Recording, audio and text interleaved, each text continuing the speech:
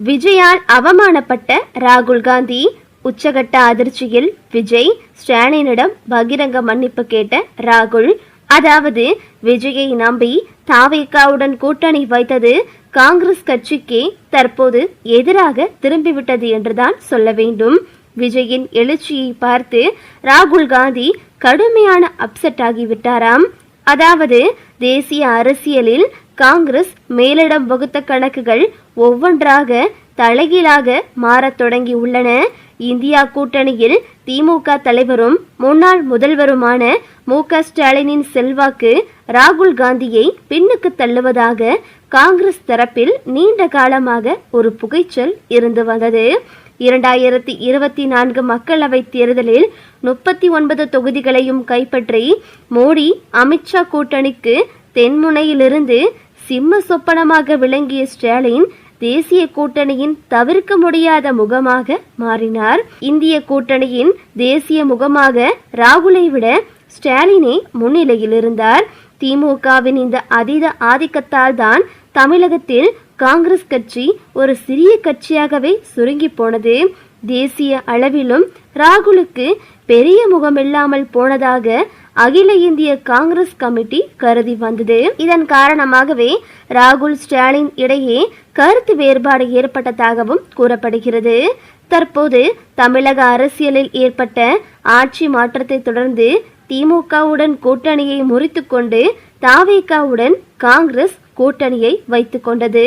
ஆனால் ஸ்டாலினின் நிழலில் இருந்து விடுபட்டு புதிய கூட்டணி கணக்கு மூலம் தென்னிந்தியாவில் தனது இருப்பை தக்க வைக்க ராகுல் காந்தி போட்ட திட்டம் தற்போது புதிய சிக்கலை உருவாக்கியுள்ளது.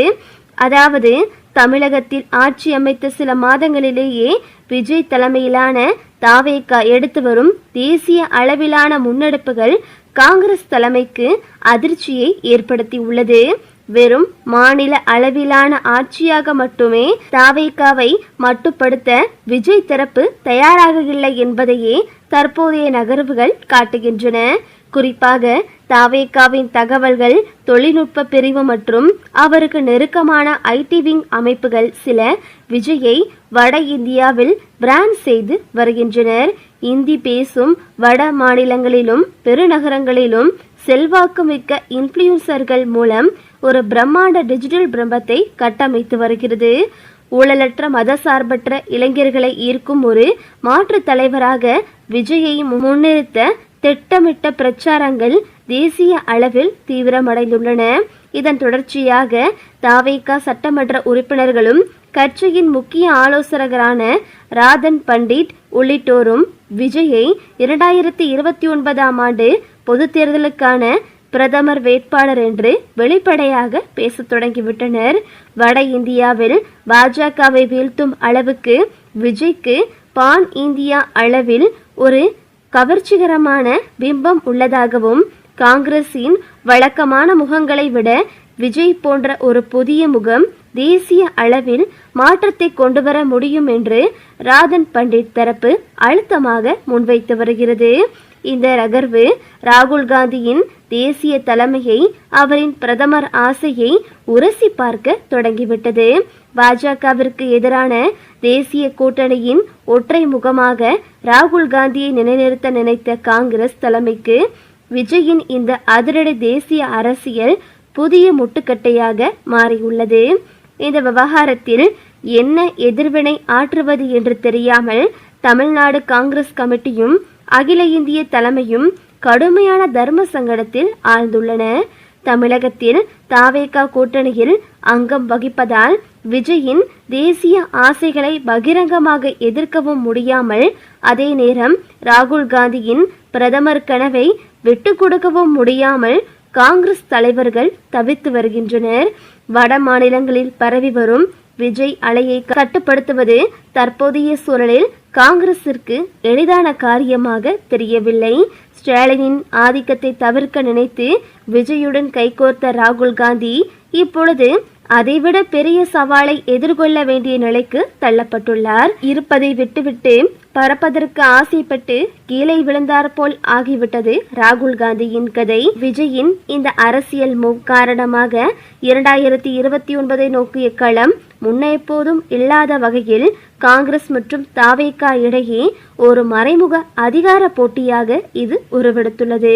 இந்த நிலையில் காங்கிரஸ் கட்சி தலைவரான சோனியா காந்தி தற்போது ஏற்கனவே தாவேகாவுடன் காங்கிரஸ் கூட்டணி அமைத்ததில் அவருக்கு விருப்பமில்லை.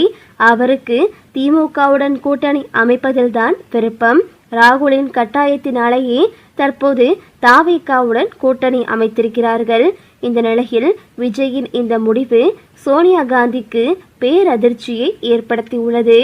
இதனிடையே சோனியா காந்தி ராகுலிடம் எதற்காக இந்த கட்சியுடன் கூட்டணி வைத்தீர்கள்? முன்பாவது நாம் தெரிந்தோம், இப்பொழுது நம்முடைய அடையாளமே தெரியாத அளவிற்கு அவர்களுடைய ஆதிக்கம்தான் தெரிகிறது.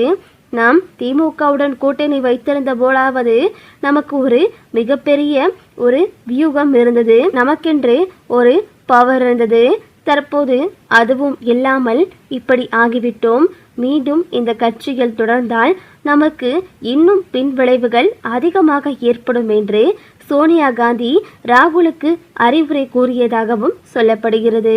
இதனிடையே தற்போது இது போதாக்குறையாக ஏற்கனவே காங்கிரஸ் கட்சி தலைவர்கள் தாவேகாவில் அமைச்சர் பதவியில் இருக்கிறார்கள்.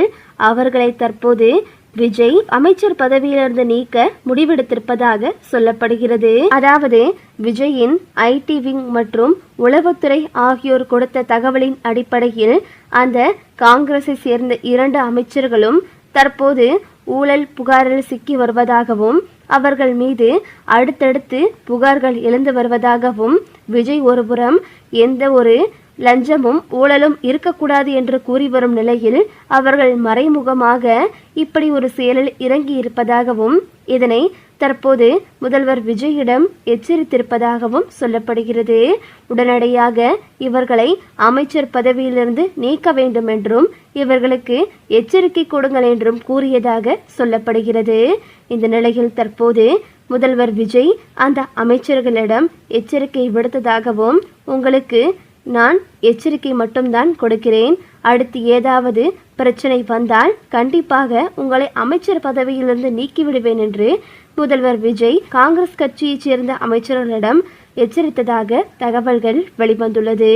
இந்த நிலையில் இந்த விஷயத்தை அறிந்த ராகுல் காந்தி மேலும் கோபமடைந்து விட்டதாகவும், ஏற்கனவே விஜயின் செயல்பாட்டால் உச்சகட்ட கோபத்தில் இருந்த ராகுல் காந்திக்கு இது ஒரு மேலும் கோபத்தை அதிகரித்து விட்டது.